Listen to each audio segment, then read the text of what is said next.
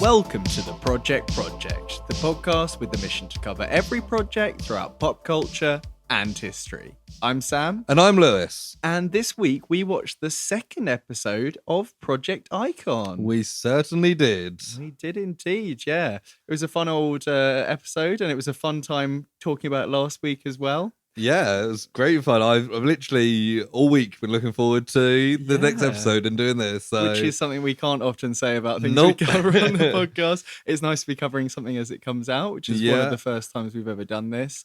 And we had some good reactions to the episode last week. So we did. Nice. It was quite well received. It was quite well received. We had a couple of people involved send us some DMs on social media. We did. There was one person who commented on Instagram the correct pronunciation of their name. Yes, which Lewis will try to get right this time. Yeah, I've actually written how they phonetically spelt their name as their name in my notes throughout because I think we both got it wrong, to be honest. But I saw that comment and then listened to the episode and I say it wrong so much. So I can only apologise if they're listening to this, but I have now written it phonetically throughout my notes. Yes. So I should get it right this time. But yeah, I mean, it's been a great time. I've got to admit as well, we did kind of dunk on rice, peas and chicken last week and I did have it stuck in my head for like a week after. Yeah, so. I keep seeing TikToks of it and it is catchy, but I stand by it as an awful song. Not a good choice for that, but it was good fun. But yeah, we've got time codes in the episode description, so if you want to skip straight to us talking about the second episode of Project Icon, you can do that. We're also going to be talking about some other bits in personal projects. Did you watch Mandalorian? Yes. So we'll probably be talking about the whatever episode of that it was. We're a little bit behind now. But yeah, we're talking about that, plus a couple other bits and pieces we've been watching. Riverdale's back, which is the best news for me. So I'll be talking about the first episode of season 7 of that.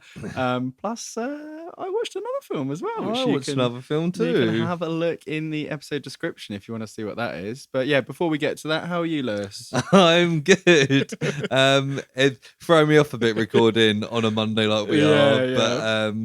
But this morning I got up and went to put on the project and I was like, oh no, we haven't even recorded this yet. What am I doing? Yeah, you asked me today, you were like, what day is it? And we sat down to record.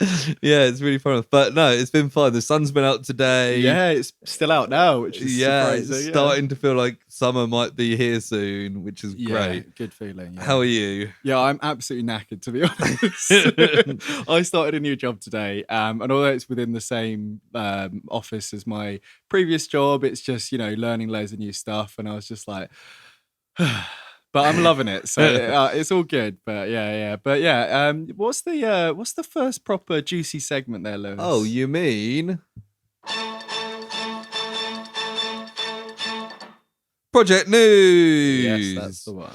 So as always, I've Googled the word project, seen what news comes up for it. Yeah. I've just got the one for this week from a regular source of ours, NME, which is something that we might have a look into potentially, which is the endless joy of Wazia project. Oh, fucking ad just popped up. The endless joy of Wazia project's jazz pop anthems. Okay, Wazia project. Yeah, the sibling duo make huge exploratory songs inspired by their mixed British, East Asian heritage and classical training. Oh, that sounds fun. I had a listen to their new song on the way here, and I was like, yeah, it's pretty good. How's it spelled? Wasia project.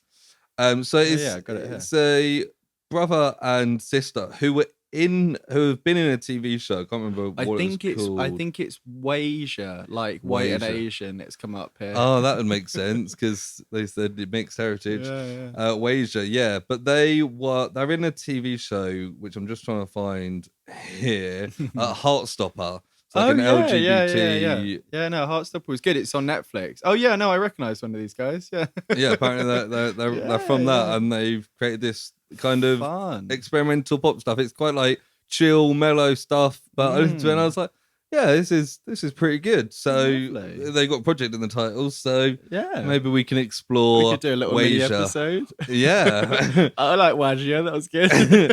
Yeah, Wasia makes so much more sense. Yeah, but as we've yeah. already established, my pronunciations aren't always There 100%. we go. You back yourself there, haven't you? You've intentionally just gone, yeah, I'm going to pronounce this wrong. Just to back myself up. Yeah. That's good. Very thematic as well for this episode, isn't it? Yeah. Nice bit of music news. It's Enemy looking at breakout artists, and they've got a bit of an interview here. They seem charming, as they would do from an interview of course. about them. But yeah, good thing. So check out Wasia Project. Nice. But that is all I've got for project news this week. So we can go straight into the main topic, which is Project Icon Episode 2. Yeah, we're here. We've got our blue microphones with Sam and Lewis written on them. We certainly do. If you didn't listen to last week's episode, then I recommend you do, especially if you're watching along with the show. Yeah. But in summary, it's a new music talent show created by Jason Derulo, where he's picked 10 unsigned artists and given them various different challenges to see if they can make it as pop stars. Yes, pretty much. Yeah, it's kind of leaning on both the vocals and the performance, but also the extra bits that you may have to do or do have to do as part of your career to be a current pop star. So things like social media presence and making TikToks and that sort of thing. Yeah, so last week they started with 10 contestants. 2 people got kicked out, dropped last week. Yes. One after they have to do a 90-second of their best song, essentially. Yeah, it was really like on the spot situation, wasn't it? Yeah, Jay got kicked out, and then they had to make a TikTok kind of promoting their brand. Yep. And Lily Joe got kicked out after a sing-off with Xyzelle. Sing for your ass, it was. Sing for your ass. Yeah. Hosted by Jordan North, judged by Jason Derulo, Frank Harris, his manager, and Becky Hill, who's a bit more prominent in this episode. Yes, I would say so. Yeah. This episode's also slightly different in that there's only one challenge they build up to throughout. Yes. Which I think is probably going to be the structure for the rest of the series. Yeah, well, we might be surprised. There might be 3 challenges next week. Who knows? Maybe. But I think that first one was just be like, hey, we're going to be brutal. I think so, and then we'll do the actual challenges. And they were brutal. And there was some brutality in this one as well, I would say. Yes, this was. There was some very kind of, savage moments in this. I think some of the contestants really kind of come into their own a bit off mic. Oh, totally. And on mic as well. There's some stuff. So we had some kind of, we won't go too much, like you say, into last week, but then we had some contestants that we were like, want to see more of them. And I think some of them we did get to see more of this time. Some which we liked and we got to see even more of them as well. So that was and some who probably did better last time than this time. We got more of a spotlight anyway. Because we spoke last week about how we imagined that the editing for all of this was done with the the final contestant in mind, or the winner in mind, or at least the final few. So I think there's definitely like a bit of a narrative being told here. And if somebody didn't get much spotlight this episode, then maybe they'll get some more next episode. So also last week we drew the 10 contestants between us, so we'd each have 5 to support. That's right, yeah. You had both Jay and Lily Joe. I did, who both dropped out last week, leaving you with Mia, Nena, and Okeem. Yes. Which means I've got Xyzelle, Charlie, Dylan, Amel, and Barry. That's right, yeah. So coming into this episode, you were doing better than me in the sweepstakes. Yes. Coming into the episode. Yes. So shall we get into it? Yeah, we'll kind of do what we did last week and kind of go through, do a bit of a recap as we go on. I tried to make less notes than last week and ended up with probably exactly the same amount. So I'll try not to get too bogged down in details, but I think there was a lot more build up towards one challenge. I took like more notes. It wasn't just like comments on each challenge. Definitely, yeah. And because there was 2 performances at the end, whereas before last week there 3 was performances at the end. Oh yeah. No, I meant the actual challenge. Oh yeah. Was 2, whereas last time there was. And then we get 3 at 10 the end as well, plus another 9 like TikToks. Yeah, true. It starts with all the contestants, and compared to last week, they're all like super nervous now. Yeah. Last week they're all so confident, being like, "Yeah, I'm gonna be the next big pop Well, they've star." seen, like we say, how brutal and kind of sudden death this whole experience can be. And it's a bit of like a recap / chat, and I think Jordan's there with them, and he's like, yeah, so how's everyone feeling, what's going on, based on the droppings of last week. Yeah. They also, we saw part of it last week, but they're really building up that Barry Xyzelle rivalry. Yeah, they really lean on that this episode, don't they? I was like, yep, fair enough. Yeah. You got to squeeze that drama, haven't you, really? But... Yeah. So Becky Hill's not there for the start of this episode because she's in London. Yeah. But they explain that they're going to be split into groups. Yes. And they're going to be performing a Becky Hill song. That's right, yeah. The whole purpose of this challenge is that collaboration is key. You need to be able to collaborate to other people to be big. Yeah. And they lean on that with like being an artist, being a pop star. You have to be able to work with people who maybe have different styles, maybe have big egos. You know, it's a clash of egos. It's a collaboration task, basically, like you say. Yeah, exactly. So they pick off 2 team captains, which are Xyzelle and Dylan. Dylan, yeah, that's Xyzelle, who was in the sing-off last week with Lily Joe and was a much better stage presence and got her through. And Dylan, who was the front runner from last week. Yes, from the initial kind of 90-second bit. The judges were very favourable, and it was one of the things that caused the initial drama of like, oh, watch out for this one kind of thing. I think Barry's already said at this point in this episode that the only way is down for Dylan. Yeah, and he says something like he's happy to take anyone on, and then it goes to Mia, and Mia's like, I don't want to be in any drama. Mia is becoming a favourite. I would agree. I don't want to do any of this There's a shit. moment later on where it's like during the rehearsals, and she's off doing a talking head bit, and even though she's like hopefully in a different room talking, she's still keeping her voice down. She just doesn't want, and I'm like, I feel that totally. Like, I hate fucking she's the idea also of chatting shit and somebody hearing it, which is just not like some people in this. Of course. She's also like complaining about people, but like in the nicest way she possibly can. So Dylan's team, so they take turns picking, but Dylan's team is Amel, Nenna, and Charlie. Right. Yeah. So kind of a solid group, really. Yeah, it's a bit of a brutal kind of thing because it's like picking teams, and there's a couple of Barry makes some comments about it towards the end of the thing. Xyzelle picks Okeem, Mia after thinking about it a bit because she wanted Nenna, and then has to pick Barry last, and then Barry's like, I was always last picked at school. It sucks. It does suck though, doesn't it? Like, especially, but it's so funny that Xyzelle and Barry now have to be. I the feel same like team. you know, we talk about like narrative and reality stuff. I wonder if there's anything behind that at all. I really hope. I hope there wasn't, just because it's just But and they say 2 people are gonna get dropped. It's not just 2 people from like the losing team or whatever. They judge the entire performance. 2 people. They pick 3 people to have a based sing on off the and 2 performance, go out. Oh, 3 people based on performance. Yeah. So they're given the songs. Team Dylan get Remember. Yes. And Team Xyzelle get Crazy What Love Can Do. Yeah. I surprised that I actually knew both these songs. So I said both of them? Yeah. Okay, I said last week that I don't think I really know much Becky Hill stuff. Yeah. Turns out I do. I never knew it was Becky Hill. Remember. I didn't know Elisa's very as well. Crazy What Love Can Do. But funnily enough, Xyzelle says that she didn't know Crazy What Love, and just admits keep that to yourself, Xyzelle. Like, come on, you don't say that out loud. It's so fun, and that comes back a couple of times, doesn't it? Yeah. It's also funny when they get given the task. Becky's on a screen and she's just like, don't fuck up my songs. And it's like, someone's going to fuck these songs up, mate, all right? We get a couple of talking heads here as well where Amel's proper in like fighting mode. She's like, I'm here for number 1. We're collaborating, but only I count. And there's a whole thing of like talent versus looks, and it's to do with like Xyzelle's like very good stage presence and kind of moving around, doing very pop star kind of actions compared to some of Amel's team who are more focused on the vocals and not quite as flashy, I think is the idea. Xyzelle says at this point as well that style quality can't be taught. She does have that style quality. Yeah. I've got to say, I think I can't remember exactly what I said last week, but I definitely warmed to Xyzelle in this episode, and I thought I could definitely see what people like, you know. I was like, as I said last week, she is just pure entertainment. Yeah, absolutely. Like, I was like, when I saw this, I was like, now that she has to work in a team, I can't wait. And as like a team leader as well is very funny.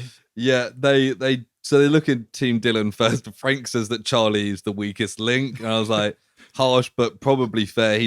I said last week he needs to do more. It's based on what we've seen as well. Because we never saw any of the kind of more audition tape side of it, which obviously the judges have, but and they've seen the Charlie potential. mentions he had a song played on Love Island. Yeah, I was like, that's very impressive. That's a big deal for an unsigned artist. Yeah, very much. Yeah. Although probably cheaper for Love Island, isn't it? Yeah.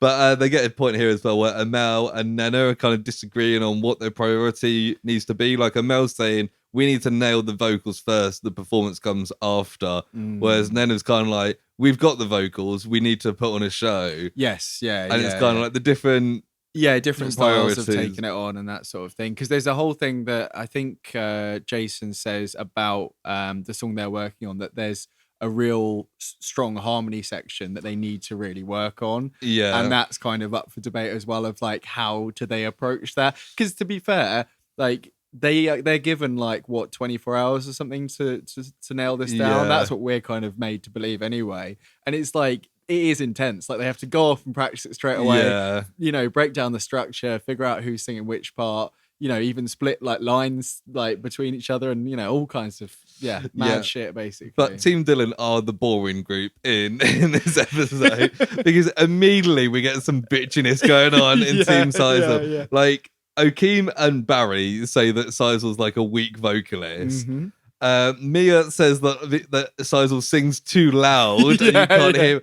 And then it cuts to Xyzelle, and Mia's like, oh, she thinks she's like above us and better than us. Then it cuts to Xyzelle, and she's like, I'm up here, and now the rest of them are like down here. And it's like, yeah, that's what Mia said you think.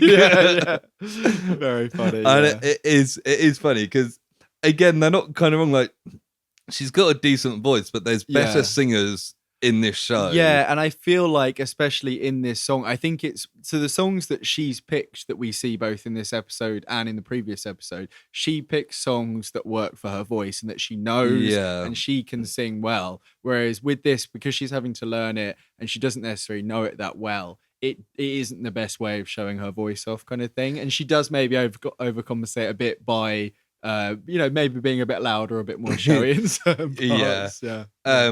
We get a little bit with Team Dylan where they've done their practice, they're all quite happy with it, and then Jason's like, your harmonies just aren't there. And Frank's like, a lot of work needs to be done, and they're all like, oh shit. And this sends like Nana into like a full like panic and stress out. That bit was quite stressful because they really kind of show how stressed she is. And I think Amel's then like, she's kind of freaking us all out a little bit here, and it's a little bit stressful. And I think Amel's also like, if you'd done it my way from the start, then we would have nailed this and then been happy. But to be fair, when Jason does give his feedback and he mentions this in a talking head, he's like, I want to be able to give critical feedback that's helpful. And the way that he approached it, although they're still being a bit mysterious and like, you've just got to make yourself all shine, but no one overshine each other. And you've got to figure it all out. Go back to the story. Like, it's intense feedback, but at the same time, like they're not being like too like, it's bad kind of thing. They're trying to, you know. His first helpful feedback on Team Xyzelle is funny as well because it's funny because they just walk in while they're like performing, basically. And they do their thing, and they're kind of like, so what do you think of like everybody's parts? And Xyzelle's like, I think we've got a pretty even split between everyone. And Jason just laughs and he's like, what? And they're like, no, Okeem needs another part, like 100%. Because like Okeem is so like kind of shy, and I kept forgetting like how like softly spoken he is. Like he just kind of dangerous for this challenge, but kind of falls to the back. And and that's the thing they keep warning against. They're like, you can't let yourself fade into the background. You need to both like make your mark in the group and also make your mark in the performance. Exactly.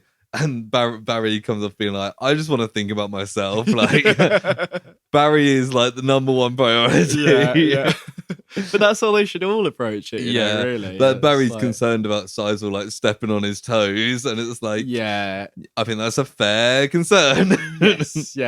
From what we see, it does seem like there's occasional bits where Xyzelle kind of just like they say, just gets a bit louder and kind of Yeah, we get a bit where they're all like in the cars and Team Dylan are all Yeah. just kind of having a bit of a joke and like laughing together. And then it cuts to Team Xyzelle and they're all just kind of, no, don't do that. No, we need to, no. yeah, that's when Barry's like, don't overshadow us, basically. Yeah. Just stop being like annoying, basically. Yeah, and they're on the way to London. I don't think they got the cab the whole way down. I imagine they went to a flight or a train or something, but we see a couple of Probably. shots of them in cabs and yeah, and then Team Dylan are like all eating food and having like they're still stressed, but they seem to be having a nicer time than the other lot, which is quite a fun contrast.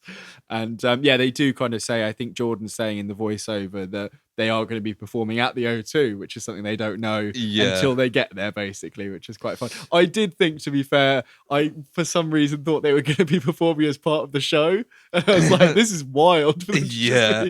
It's still very impressive, of course. It's more just putting them on a stage. And yeah. And then Jason also says he's going to test their how good they are at live performance because he's going to cut their in-ear headphones mid-song. It's so funny just because it's just and I was like that is because he says harsh. It and the other two are like fucking hell mate, like you sure about that? Because it's like you got to be able to like roll with it and keep performing. And what I kept thinking as well is like, because they keep talking about Xyzelle like basically like overcompensating in terms of like being louder.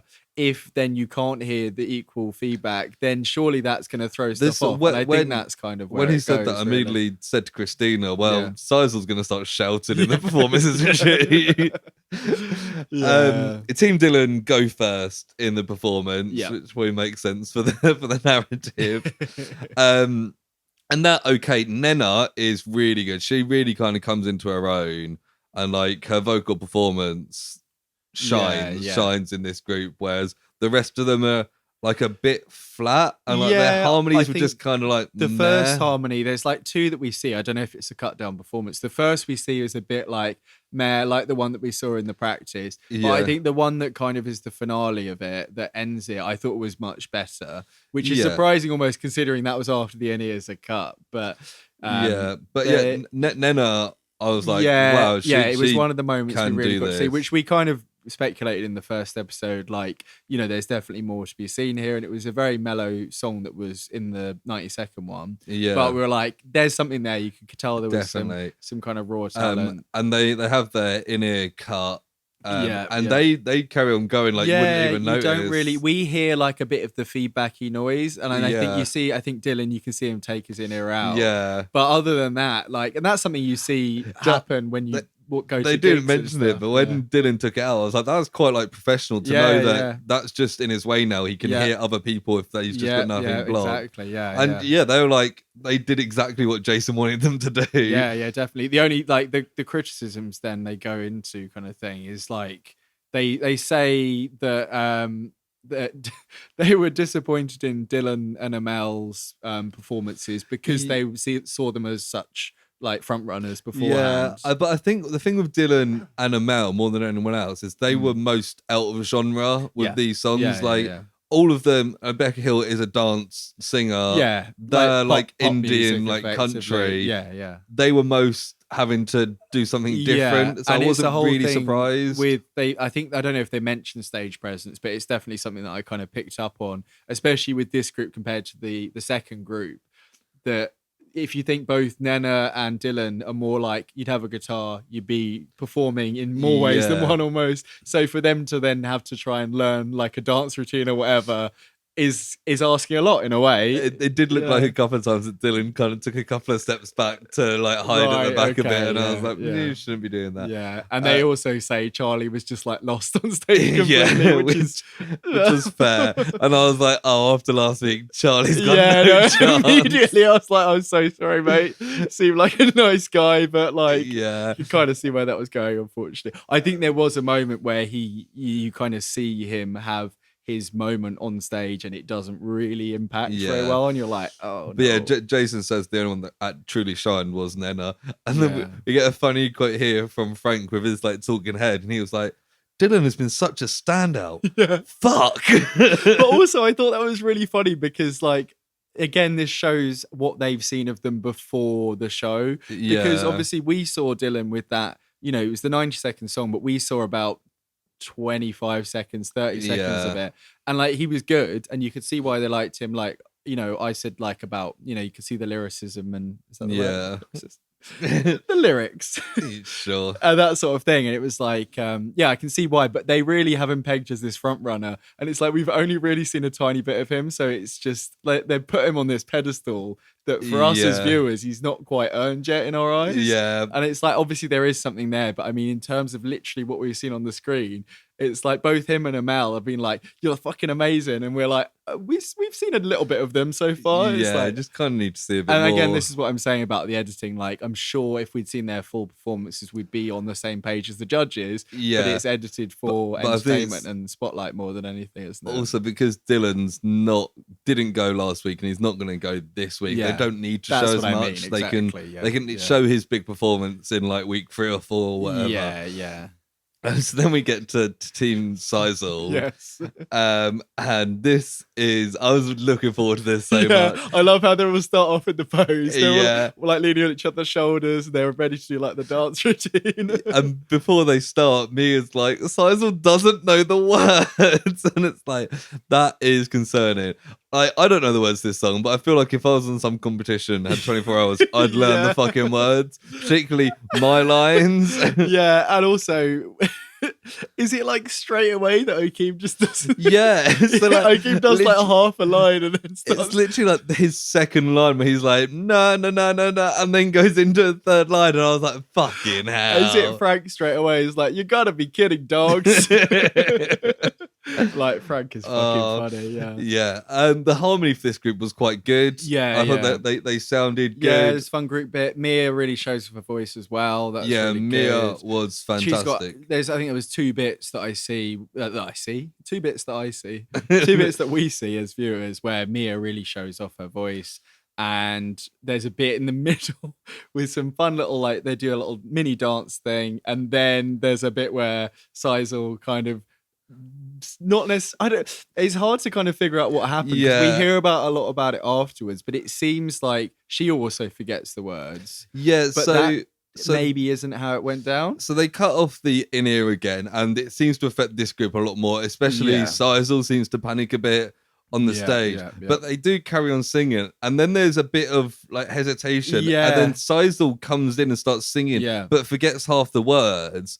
And then goes into like a big bit for her. Yeah. And then they carry on and everyone's kind of like, what just happened there? Yeah, it is confusing. And it threw me as well watching it because I was like, I know something went wrong there, but it's not until we find out later exactly. I thought it was just the in-ear throwing Xyzelle That's off. what it feels like. And that's how the judges took it initially, basically. Yeah. Which isn't happened. But Mia kind of saved it. She had a big bit at the end, and it's like, I think her voice is incredible. Okeem is right, the very final bit, and again, really shows off his voice at the end, there, which is really good. And then after, Jason's particularly happy with Mia and Okeem because of that. Yeah, I think Mia, a talking head bit, says like the loudest ones tripped up the most, or something like that. And it's like, because you're not wrong there. Jason also says that Barry and Xyzelle, the two that are like the big egos essentially in the group, kind of got a bit lost and ended up behind the more shy people. Barry, we don't see too much of his performance there. I don't know if it's the way it was edited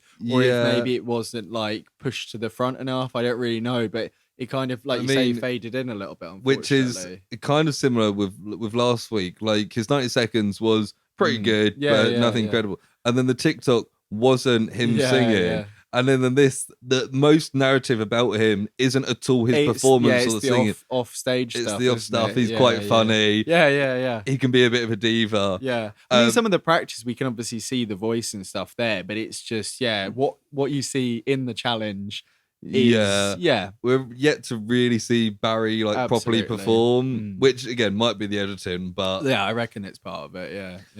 But Frank overall says the performance was lackluster. Xyzelle and Barry were lost on stage again. It's all about being lost on stage. And then Becky goes, we just saw the trailer, was like, you forgot the words. She's like, this is my song. I love it how Okeem's like, you sure didn't write it like that. I'm like, fucking go for it, mate. Like, it was ridiculous. I mean, I probably wouldn't have been cheeky like that on stage if I fucked up that bad, but I kind of liked how he just rolled with it. It's the best way to play it. Because there's a bit of back and forth. She's like, no. She's like, I put the na-na-nas in the chorus, not in the verse. And then they kind of go to the side stage and they're talking to Jordan. And Xyzelle's like really pissed off. You can see from her body language that she's super pissed off. Fuming. And Jordan's like, what's up, Xyzelle? And she's like, I had to fucking do Okeem's bit because you forgot the fucking words again. Yeah. And she's like, and it makes me look bad because I had to step in. And we're like, yeah, I mean, she's not wrong. Yeah. Fair play to her for stepping in, but also it did make her look bad. Yeah. And like the thing is, from what all the talking heads were saying earlier, like there is an element of look after yourself and look out for yourself. So although it was a semi-selfless thing, it's also like, it's a real tricky thing, and it plays a lot of the drama for the rest of the episode. It's kind of funny. Really. The one person that's been played up as the biggest like diva and kind of bitchy ego is the one that kind of put her own neck on the line for somebody else. You could also argue that maybe she was singing those bits quietly anyway, and she just got caught out with it because the in-ear went off. So it's hard to know, but there's way more to that as we go on. We then also get Okeem says to Xyzelle, which was great. Probably the best line of the episode. 100%. Where he's like, I know it's tough to get over right now, but you have to get over it.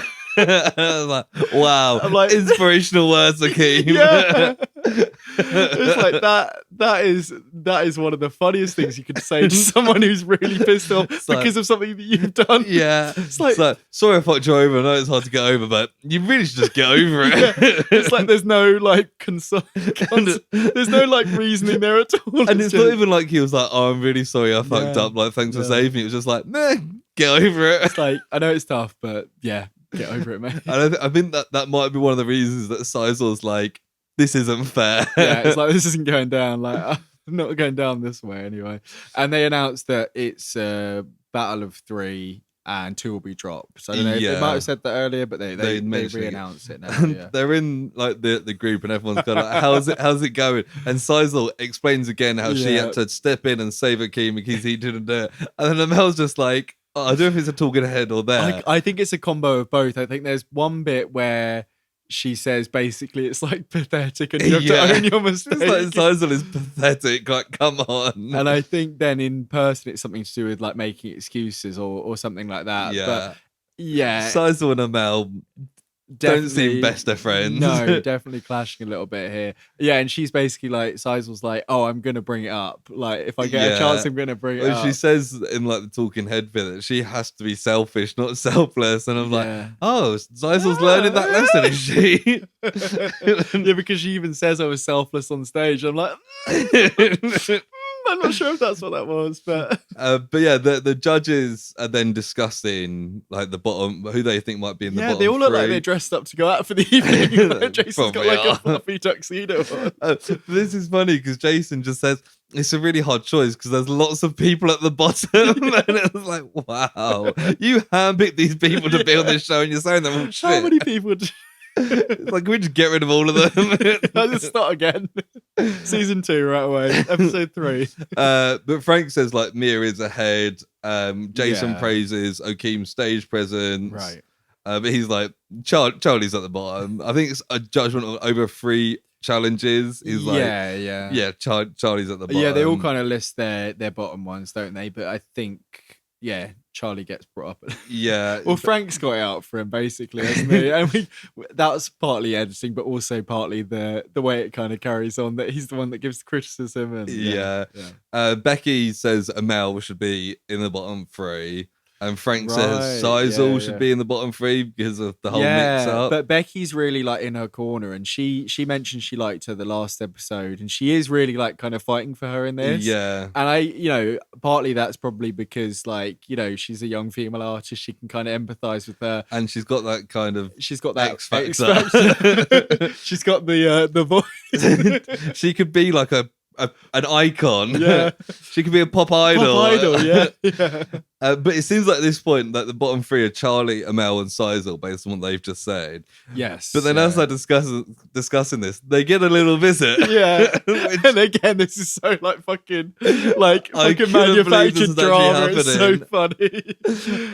And she's just like, hi. Yeah, Xyzelle just wandering up. And she comes in and is like, so while I've got you here, and it's like, you've just walked up. I want to take this opportunity. And it's like, yeah. And Jason's face is like, well, what the fuck do you think you're doing? Yeah. Like, you but can't that's the just thing do as this. well. So before, like, we know what she's going to do here, but like, I thought the reaction to this was going to go very differently to the way it did. But she basically explained the situation.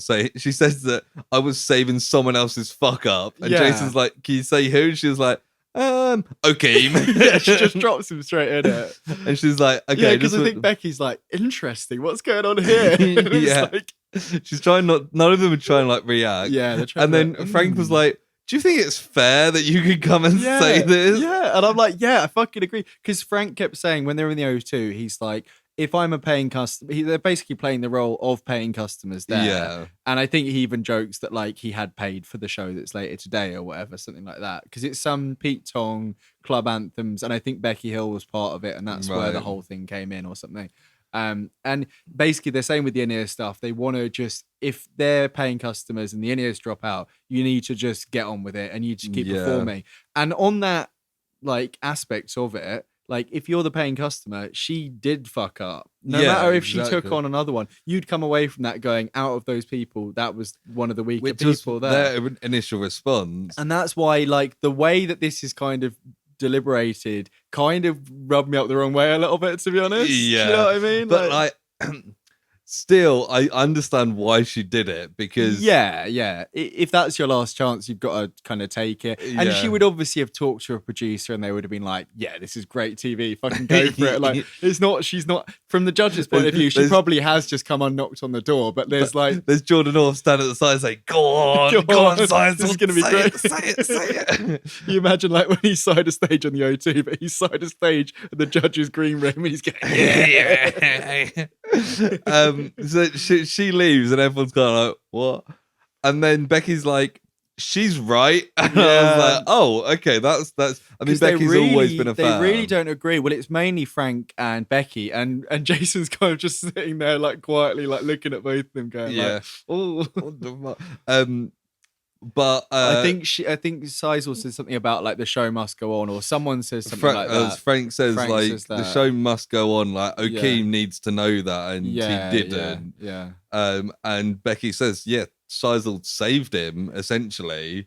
Yeah. And then she's like, I guess Okeem needs to be in the bottom three. And I was like, and they're kind of like, whoa, that's kind of come out of nowhere. Yeah. But then also there was the very visible fuck up at the start of the performance as well, when he got the words wrong. So it's not come out of complete nowhere. No. Yeah. His voice was fine. His memory apparently not so much. Yeah, I mean, to be perfectly honest, like if you were performing, you'd probably have more than 12 hours, 24 hours to rehearse it. But you know, it's like the 90-second challenge, isn't it? But yeah, they go and see the contestants, the judges. Yeah, and they're like, Nena was a standout. Mia was a star. Yep. Frank disappointed in Dylan. He just like roasts him for some reason, and Barry's loving it. It's really funny. We get another Barry cutaway. And he's like, go on, shit on Dylan. Fuck off, Dylan. It's so funny. It's really funny. The amount of times they cut from Barry just kind of sitting there like straight face, they cut to him with a big grin, being like, yeah, proper playing up that like evil side.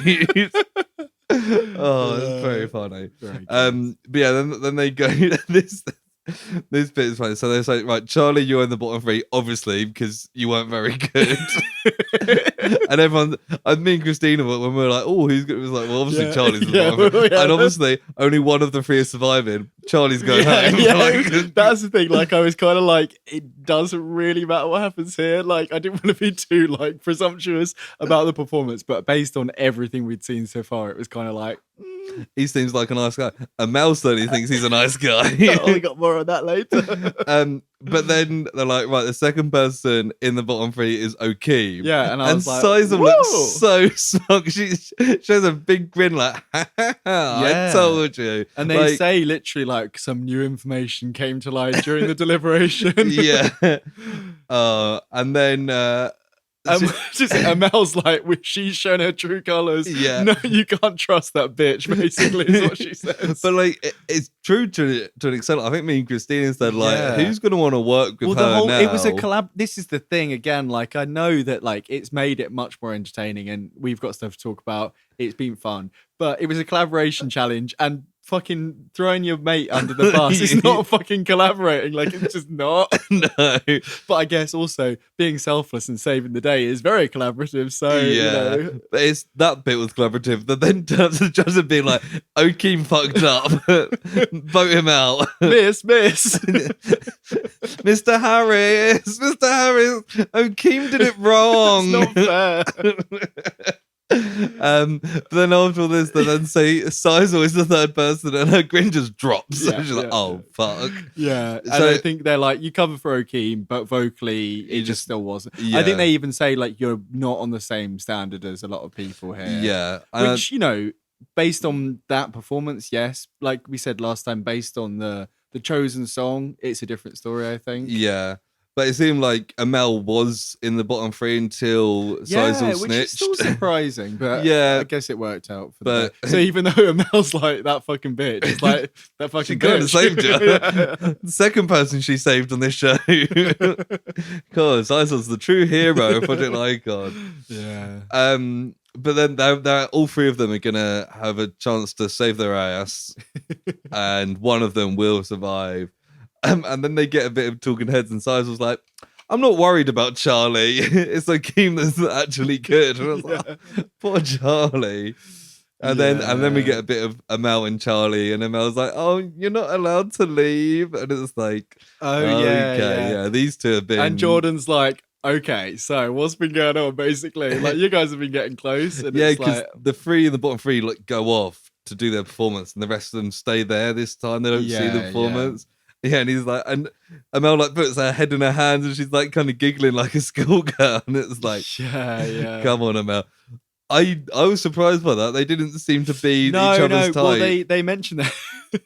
I did find it was very cute. He's like, me and her just proper get on. He was like, I just think she's sick. I'm like, yeah, that is, it's not the most eloquent way of saying it, but it's very cute. He obviously he's a charming guy. Yeah.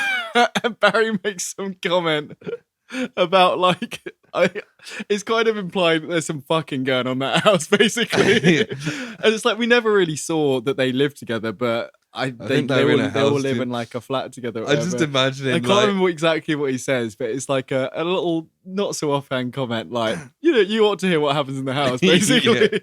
I'd love to get some talking heads from the house, just like Mia just being like, Barry never does his fucking washing up. Yeah, I can't think of anything else. Jay's always cooking rice, peas, and chicken. Will he ever cook us anything else? Come on. No, it'd just be like Amel saying, being like, Jay's rice, peas, and chicken is actually really good. I'd think about it too if I made that. But we get to the final bit, and Charlie's up first. Yes. And he sings Into You by Ariana Grande. Yes. Which straight away I was like, that's a big mistake. Because Ariana Grande has got a great voice and a great vocal range. Best voices like out there in popular music. Like, do not pick someone with a voice like Ariana Grande. Because the only thing they can compare you to is Ariana Grande. And you're not going to match that. Like, come on. Absolutely right. Yeah. And there are some high notes that are not very high. Yeah. His performance in general was pretty mad. It's pretty weak, unfortunately. I think the only person who doesn't know he's already gone is Amel. I think even Charlie knows. Yeah. Like they all, each of the judges give a like one-line review to each of them, and Frank just says, "I think the performance speaks for itself." Yeah. I'm like, damn, Frank, you fucking hate this guy. He really does. First it was Jay, now it's Charlie. Who's going to be next on Frank's hit list? Yeah. God, who is going to be next? Not Dylan. No, I'm scared.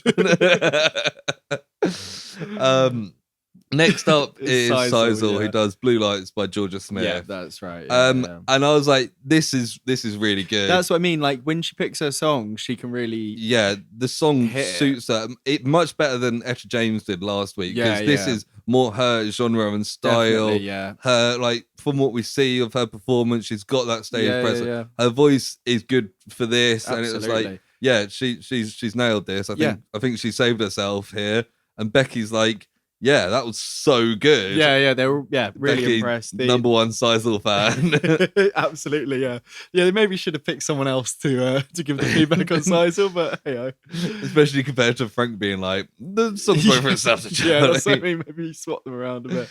And then we have Akeem last, who does "Jealous" by Labyrinth. Yes, and again, this is a great choice, and he excels. Yes, he really shows that he's got one of the best voices in the competition. Absolutely, here. Like just blows really, everyone out of the water. I was going to say it blew me away a bit, being like, oh fuck. So it's like a whole new side. Like Jason's like gobsmacked. He's like, damn. Everyone's like fucking holy moly, basically. Yeah, and I was like, because Xyzelle's a good singer but not a great singer, she picks a really good song to show her performance side. Yes. Akeem really picks a good song to show off his voice, because his voice is his standout. But even though there's not lots of like on stage movement, there's still a presence in terms of kind of moving around, leaning into it, that sort of thing, which I think compared to some of the performances last week is, better. Basically. It was a sort of performance where everyone just kind of shuts up and listens. You could really see like half of it, because we said last week, some of the Sing to Save Your Life is a little bit where they kind of cut away to, other shots from the performance. They kind of jazz it up a little bit. With a lot of this, it was like the reactions, basically. Yeah. So actually, they must see them perform because all of them are watching this bit. So maybe they just went away for a bit and came back. Maybe they're watching like a screen or something. Because there's a bit where Barry says something like he'd be shaking if he was up against Akeem now. Or something like that. Maybe they watch it on a screen because they're in that room still. Right, okay. Or maybe they're in the corner doing the karaoke again. Last time. It's hard to tell, isn't it, really? But Jason says it was incredible. Yeah. I think he says like you need to get out of your own way, basically. Yeah, one of them says that. Essentially, do your own stuff, learn your fucking words, and nothing's there. And at this point, I was like, I really don't know who's going home between Xyzelle and Akeem. No. They both deserve to stay for different reasons. It's a shame that we knew that Charlie was going home, basically. But when there's three people performing, it's kind of one has to be a given. Really, and it's also funny that Akeem's only in the bottom three because of Xyzelle like ratting him out. Yeah. So there's already some bad stuff on her then from that. Charlie's like, he's really pissed off with Frank, and he's like, "Have a day off, bro." Yeah, he was really funny in this episode. He was so sick of Frank. He was just like, for fuck's sake, man. Like he was just done with it. Like, he knew. Like he was like, I fucking know I'm going. Stop being such a twat. It really made me laugh. And he was like, "Have a day off." Frank says that Charlie, I think it's actually Jason says Charlie's just not ready. They say I don't think there was enough effort or something. Like he looks really gutted though, to be fair. Becky again reinstates that she's a big fan of Xyzelle, number one Xyzelle fan, Becky Hill. And Frank says it was her best performance we've seen, and I think I agree with that. I would say so. Yeah, it was a stand-up performance. And Xyzelle's like, I know I'm great. I'm like, I'm cool. Yes, we all know that you know you're great. Nobody's debating that. Unfortunately, Xyzelle, you're not judging the competition. Yes, which as we established last week, she thinks she should be. She thinks she should be.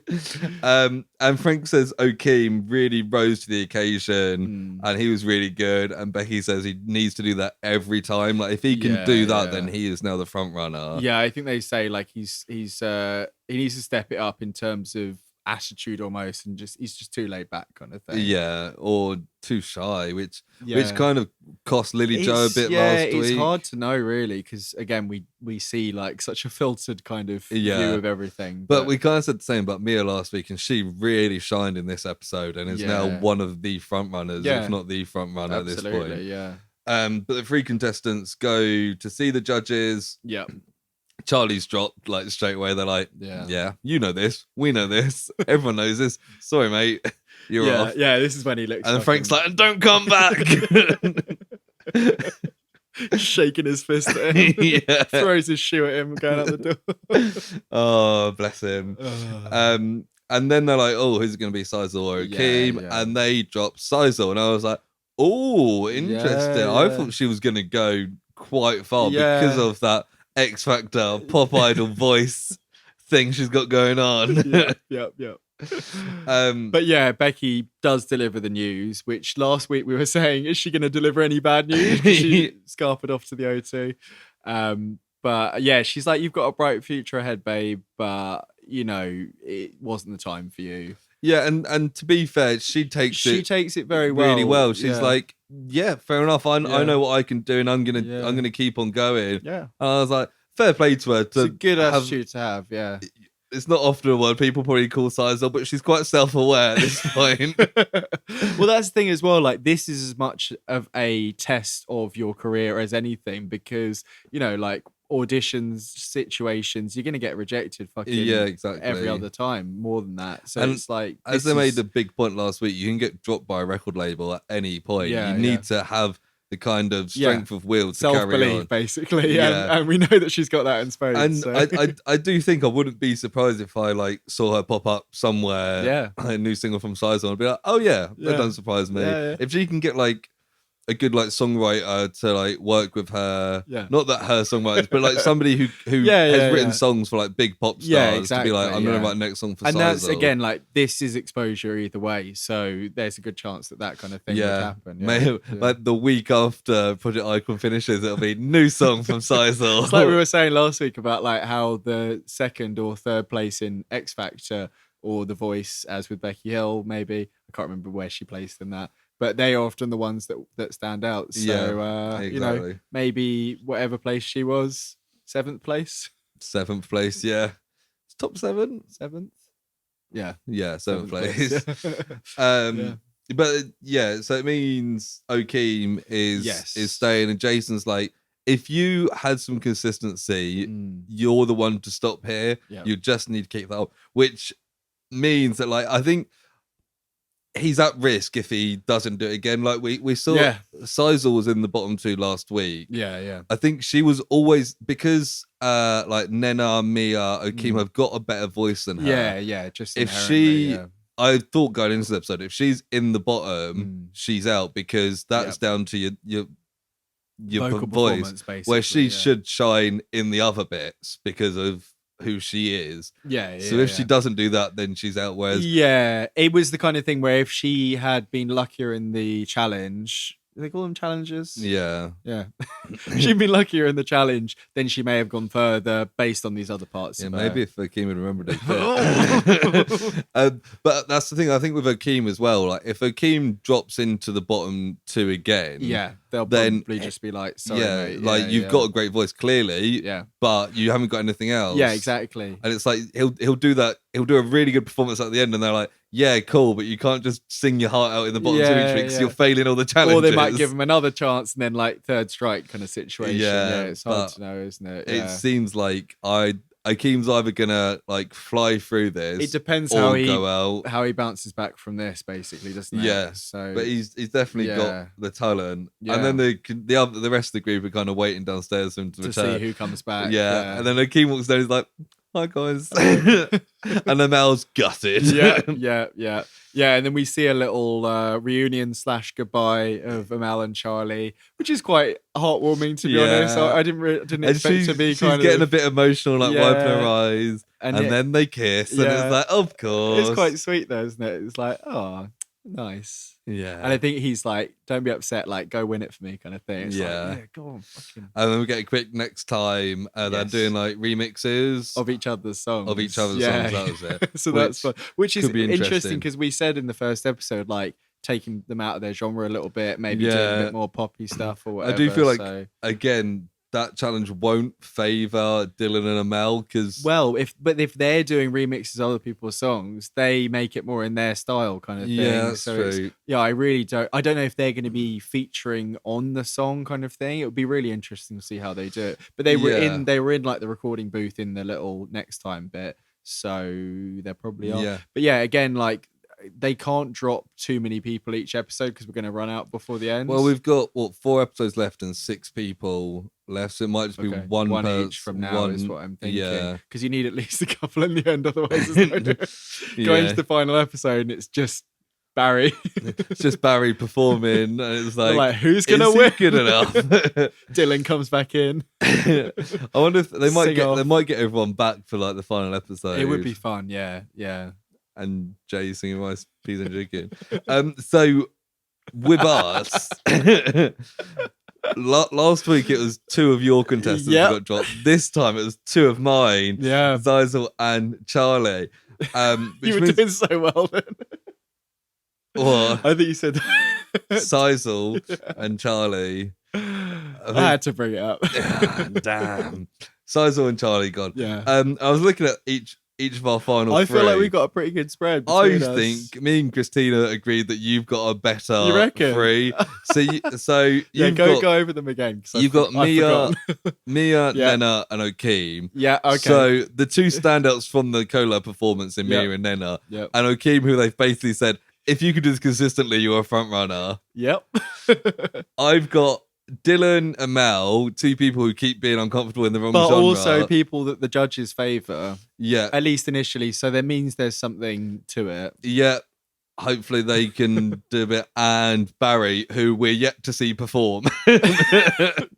Pretty much, yeah. I mean, the thing is, effectively what you're saying, that the 3 that you've got in your team, let's say, are people that we know have something, or at least should have something because they're there, but we just haven't seen the real spotlight. And especially this episode, we saw the other 3. I mean, really, Dylan was the star of the first episode according to the judges, but Amel was kind of... I think because the social media thing was about half the episode, because of that, we saw personality, we didn't see performance. Yeah. So it will really be after this 3rd episode next week that we'll really get a good idea, hopefully, of what everyone can do. Well, there's only 6 left now, so they should all be able to... I mean, they're all going to be performing a song in this next I imagine episode, they won't do another group thing probably again in the thing. Maybe they might do some duet stuff later on. Or maybe in if they get to the final 4, they could do some duet stuff. Towards like the end, they can each pick a former contestant to come do a duet with them. Oh bloody hell, mate! You're filling these out. That would be a great guess if you got that right. This seems like the sort of thing they might do, and Xyzelle can. Barry can invite back Xyzelle, and they can do a duet. That would be funny. Like a real, romantic, mending the... Yeah. Or they just do, the Proclaimers. That would be a fun. That would be the kind of shit they do on this show. To be fair, you never know. Yeah, no. The way you said it with such certainty, I was like, "What do you fucking know, mate? Who have you been messaging?" Oh, me and Jason been DMing on TikTok. I don't know if you can DM on TikTok, but me and Jason. Oh yeah, you're always sending me stuff on TikTok. Oh yeah. Yeah, me and Jason. We messaged. I've been getting some of the inside scoops. Well, Becky actually told me something else that kind of goes against that. Oh really? Yeah, she said they actually they got rid of them completely. These people aren't even around anymore. Oh wow. Yeah. But Barry does post on TikTok every day. Really? It always comes up on my feed. I'm like, he's quite funny on TikTok, to be fair. I'm like, yeah. He also posted his TikTok from last week's episode, a full version. Yeah, because I'm on Instagram more because we kind of split the socials for the podcast. So I log onto that one. I switch accounts every now and then, but I don't really go through it too much. So occasionally, when we first posted stuff, I was going on people's profiles, having a quick little scroll. Yeah.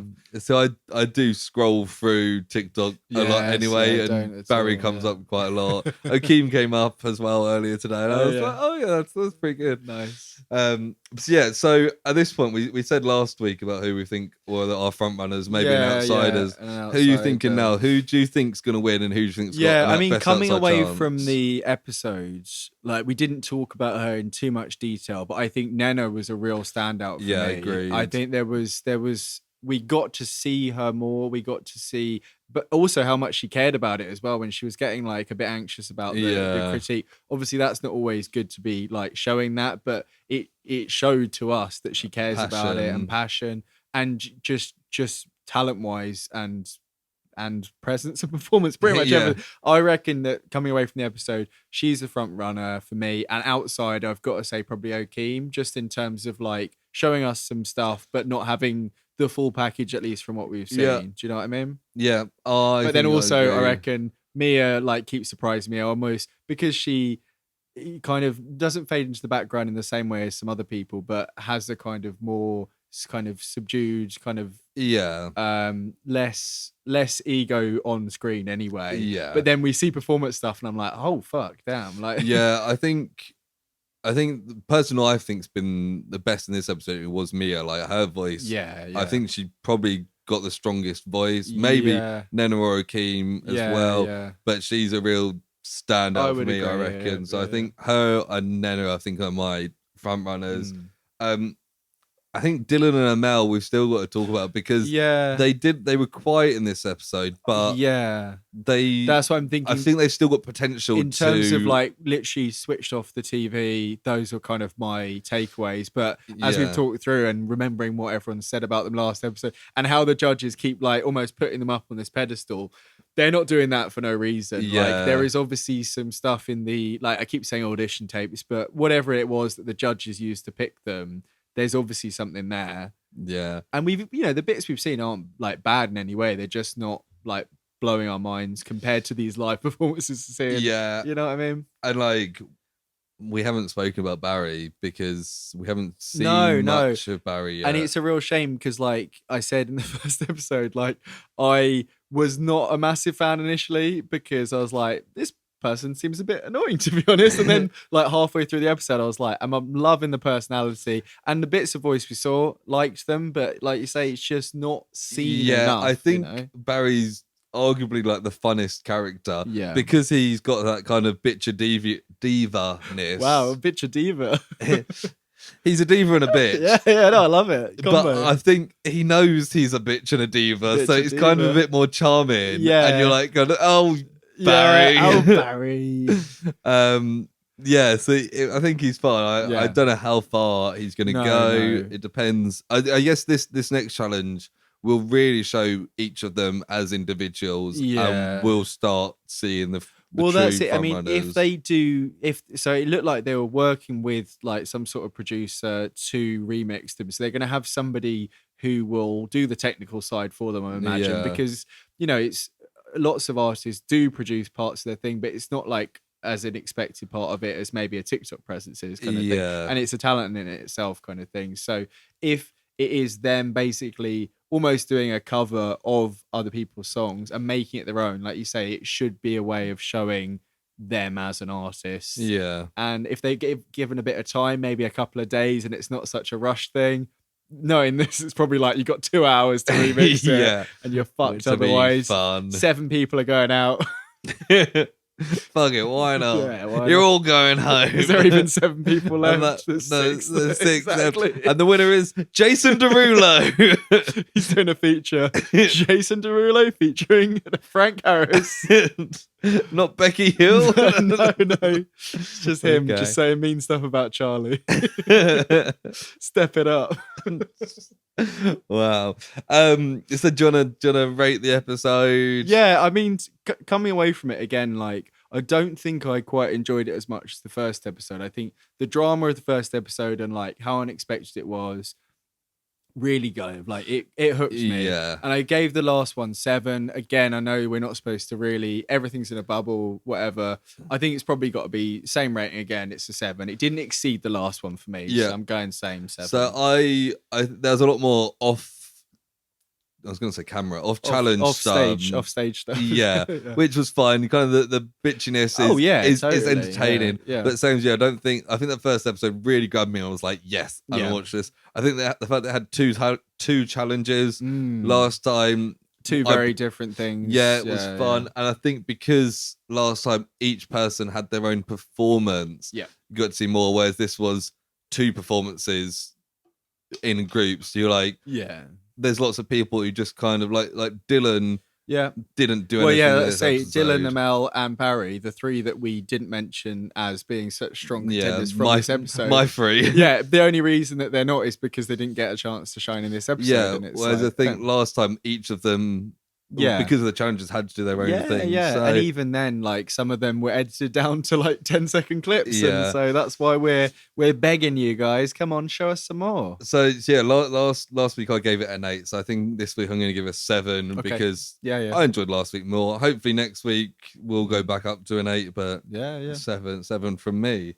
So that is our second episode of Project Icon. Yeah, we'll be back again next week. I can't wait to see what's coming up. Buzzing. Yeah, I genuinely am. I'm loving it. Yeah, this is one of the favorite things that we've done for this podcast, in my opinion. It's just like, I'm having a great time with this. The build up of the week being like, oh, what's going to happen? And it's like, it's pretty chill for us that we don't have to do too much research. We just fucking watch shit, enjoy it on a Sunday night. You watched it pretty much live this time as well, didn't you? Yeah. So, can't wait. Yeah. Great. So again, as I said last week, if this is where you leave us, we've got all our contact details in the episode description. So if you click through in the link tree, you can find all our socials, you can find our email. So if you want to suggest anything, give us any critique on our critique, if you want to criticize us compared to some of the more famous post-show podcasts, then please send us something. And if you're like number one fan of someone we criticize, please message us and lay into us, because that'll be fun. We can't promise we'll read it out because, you know. Yeah, I don't think we've gone particularly harsh on anyone this week. No. Yeah, I mean, even if people have reached out to us, we've still got to keep it the same as episode 1. Yeah, of course. But yeah, that is Project Icon episode 2, which means it's now time for Personal Projects.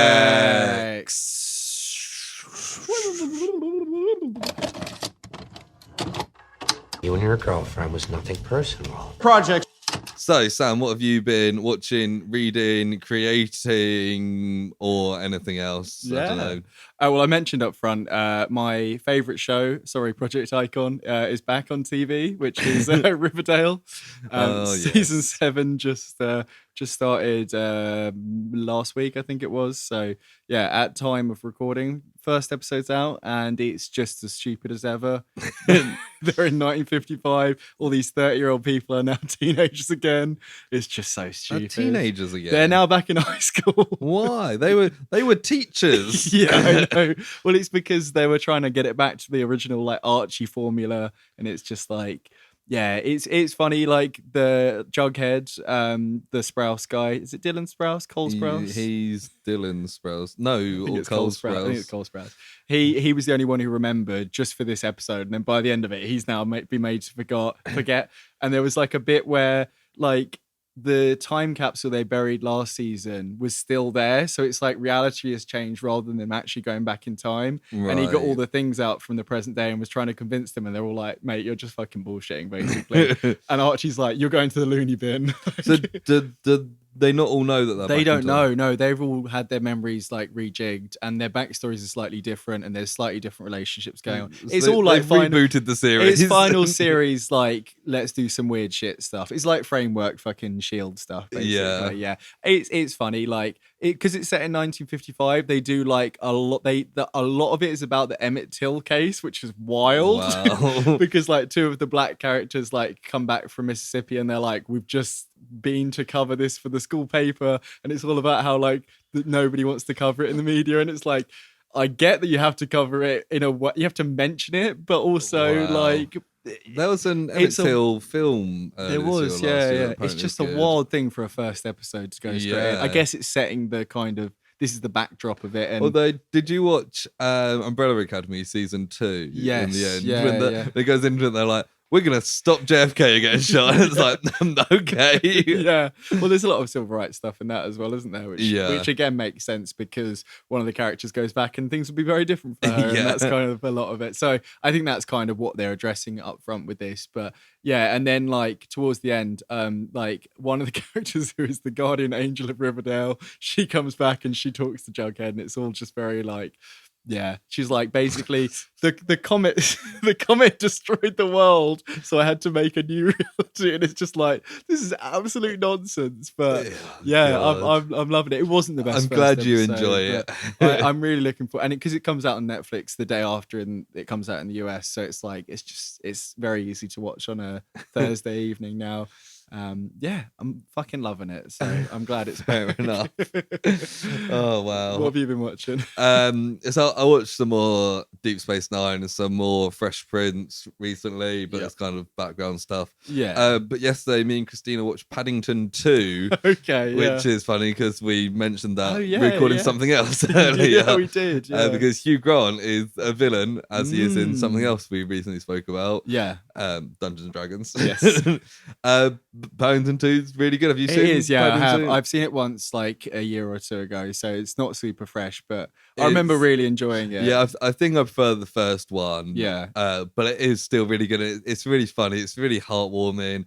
I saw news today that they're starting production of a third one. Okay. Which is Paddington 3 Return to Peru. Okay. So he's going to go back to maybe on a deepest, darkest holiday Peru. with all the family, maybe. Yeah, You've got to show keep the them human characters, I guess. Yeah, because obviously in the second one, Aunt Lucy visits London. It's all like, yeah. So maybe they'll go back to Peru. But they're both really good films. If the third one is as good, then that is an exceptional trilogy. like it's rare. Particularly, I've always been of the opinion, when it comes to like kids films, mostly animated films, there's only two film franchises that have had a good trilogy. Okay. Because like Lion King sequels are shit. The Shrek, the third one is shit. Like a lot of them are shit. Maybe Shrek Puss in Boots will do it as well. Yeah. If there's a third Puss in Boots, I might do it. I never watched the first Puss in Boots. I skipped over it for the new one. It's pretty good. But the only kids franchises that I think have had a good trilogy are Toy Story, obviously, yeah, and Kung Fu Panda. See, I've not seen most of Kung Fu Panda. All three of Kung Fu Panda films are a solid like 8 out of 10. Like they maintain the quality throughout, which always amazed me. That's such a bold thing to say. Yeah, Kung Fu Panda is the second best kids trilogy of all time. And I will happily die on that hill. Yeah, I mean, you could argue that Star Wars is a kids' film. Yeah, it's more. I'm more talking animated stuff. No, but, I'm just trying to wind you up. Yeah, I know. But Paddington, even though it's not animated, is definitely in that family-friendly there's kids. enough animation in it. That if the third one could be quality, but yeah, the second one was really fun. Yeah, the whole Brian Gleason's character is great. Where he starts with like the hard nut in the prison, and then the pink outfits and everything. Yeah, and again, it like not as much the first one, but it does get you emotionally. Yeah, like definitely. There's the bit towards the end where you genuinely think Paddington's gonna drown and die. That's Like, intense. that's the kind of shit that kids in 20 years will be like, do you remember that bit in Paddington 2 where we thought the bear was gonna fucking drown? And Mrs. Brown is like there, and she kind of gives up because she can't do it, and then you kind of have that moment and you're like, oh shit, this is how it goes down for old Paddington. And like obviously Paddington's not gonna die, but they leave that a moment. Bit. And then Brian Gleason comes and saves the day along with it's quite an action packed. It's like a runaway train situation. Is there a plane involved as well? So when they're going to get Hugh Grant and he breaks out of prison, it's on a train, and there's kind of two trains. And then when he's underwater, it's the plane. Brian Gleason's in a plane that kind of they crash it into the water so they can come down and swim. Okay, yeah. But it's fun. It's a high stakes action. High stakes action, as you'd expect from the Paddington Bear film. Exactly. Yeah. Which it was funny because I mentioned the other week that I went to Cardiff. I went from Paddington, right? Yeah. And they've got a little bronze statue of Paddington Bear there, of course. In this film, they go to Paddington Station and they're on the same platform, but they've like removed the statue from there. So and the where he is where, yeah. And I was like, that's where the statue of him is. I guess it makes sense to get rid of it. Because like, what the fuck? What's the statue do? I've only had one film. What's going on? Paddington 2, it's good. Fun, yeah. It's good. I'd like to watch it again. I think I'll watch both of them at some point. But they're both on Netflix. So I it's easy to think do. the first one's on TV a fair bit. I remember a couple of years ago spotting it on TV. I think the first time I watched Paddington 2, I saw like I was working with a school and I think it was like year sixes. It was like a Friday, and we took half them to a screening of something because of like shifts and stuff. It was my turn to go in there and watch the kids when it was like the second act of Paddington 2. So I saw like the jail bit, and I'd never seen it before, and I was like, okay. And I hadn't seen Paddington 1 at this point. I was like, okay, this is quite good. And then kind of had to leave, and I was like, is there a musical number in that? There's not, is there? I feel like the prison. Oh, maybe they're practicing for a musical or something. There's something in the prison.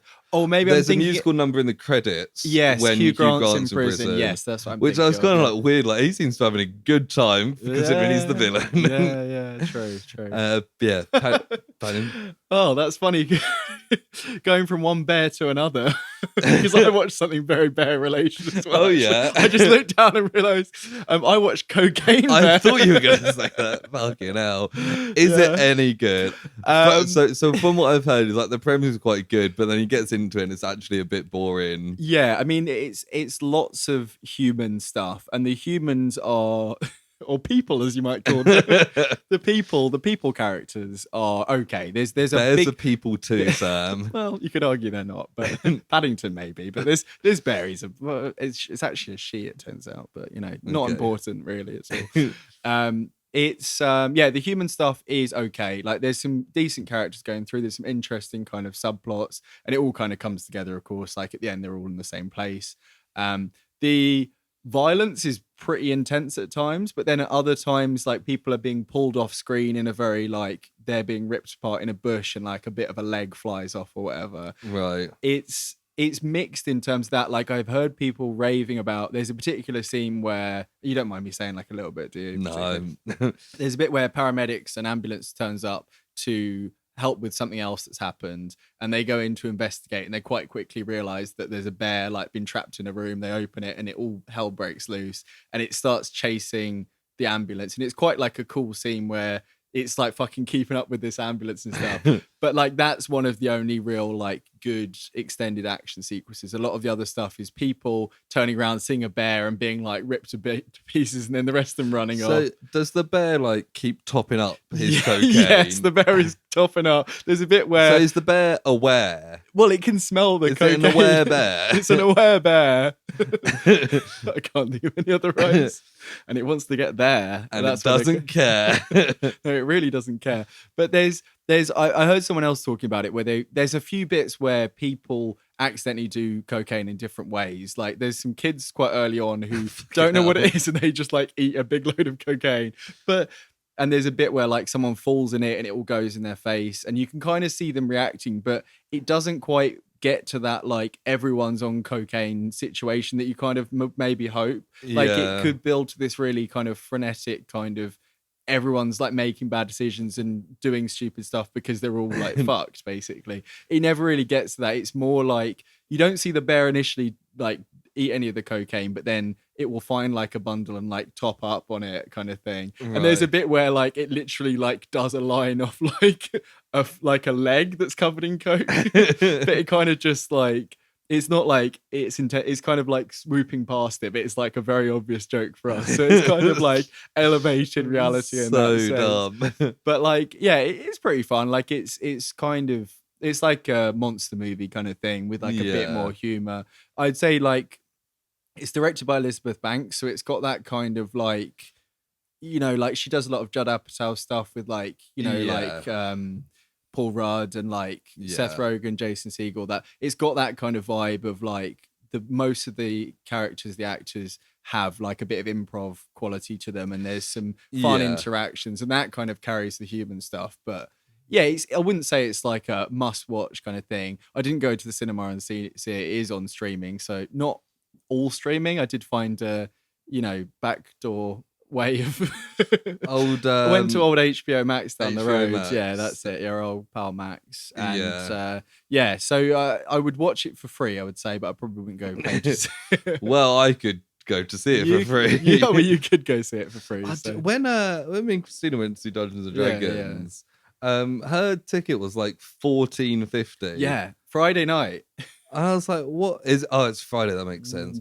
But like my monthly Limitless is $14.99. Yeah, that's why they do it. Yeah, it's the same price as a prime time Prime time television. Yeah, that's wild. But yeah, maybe I will go see it. It's Easter weekend. If I might get a time, but I might go see something else. I might go see Shazam. I don't know. Yeah, I've heard mixed things about Shazam. I just don't care. No, I think it's also the whole thing. Like, even if you're a DC fan, like, you know, they're kind of scrapping everything pretty soon. So it's kind of like it doesn't have that MCU thing of like I need to keep watching it so I know the next thing. Yeah, it's just like this is a mediocre sequel, basically, from what I've heard.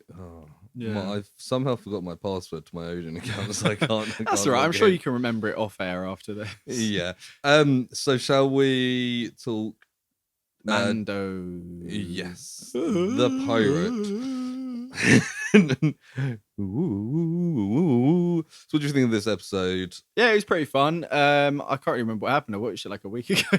It was like the pirates like basically took over Navarro, and Carl Weathers was like, "Hey, this isn't going well." Oh, you know what I really liked? The X-Wing guy having his whole adventure. Yeah, I can't remember the actor's name, but I know him from Kim's Convenience. Yeah, there's a bit where he meets that guy from Rebels, right? Yeah. When it came on, I was like, "Holy shit, it's a Lasat!" I was like, "Oh my god, that's actually Zeb." So I thought I recognised his voice. I've barely seen much Rebels, but I was like, in the credits, he's credited as Zeb as well, and I was like, "Oh, that's cool." I think he was always a character that people were like, "Oh, you can get like Ezra Bridger and Conan Jarrus in live action." Yeah. Zeb will look weird because he's clearly looks animated. Really good. He looked good, and he looked just like he looked in Rebels. I was like, holy fuck, that's awesome. But I liked his whole thing of like he was going to that guy. I can't remember that actor's name, but he's a great character actor. Yeah, he's in lots of those kind of films that we had mentioned a moment ago. He's also the principal in Mean Girls, I think. Is he? Yeah, pretty sure. Maybe not. Oh yeah, maybe. But yeah, what was he? He was in Brooklyn Nine-Nine as well, wasn't he? Was he? Yeah. He was. Tim Meadows. Yeah, he was Andy Samberg's cellmate when he goes to prison, who's like a cannibal. This is funny, right? Okay, so just to go off topic on Mean Girls, because Christina mentioned when we went up to see King Gizzard week before, she mentioned on the way up that there's Mean Girls musical. And it says that he is going to be reprising his role for the Mean Girls musical. Nice. So that's fun. But carry on. yeah. Brooklyn Nine-Nine is fun as well. Yeah. But yeah, there's a whole thing there. And we get the character who was in the bit with that doctor guy who was the betrayer. She's there and she's getting involved. There really feels like there's this conspiracy going on, and the way that it ends as well with finding the thing, and we're like, oh, what's his face? Moff Gideon is well free, and they're like, Mandalorians helped him, but it's probably different Mandalorians if it is. Or I think in season 1 there was the what they called the Death Troopers, right, who apparently use Beskar as well, so it might just be them. Yeah, but he's definitely the implication is he's almost like, fuck, I shouldn't have trusted those Mandalorians kind of thing. Yeah, where we're like, there's no reason why they would have him kind of thing. Yeah, and it just seems like the Mandalorians are getting their new home as well. Grief Karga's like, we used to fight, but now we're okay. You can live here. He's like, you can live here, and they're like, actually, we're gonna go back to Mandalore, and it's like, okay, I guess you could have two places. I think they're setting up the base here, like they did on that other planet. But it was also funny of that scene where it turns out there's like 20 people that live in Navarro. I get they must have gone separate places, people in hiding, but at the end it's like, people of Navarro, all 20 of you, these 20 Mandalorians are going to be staying with us for a bit. Like, we got room, we got a whole city and 20 people.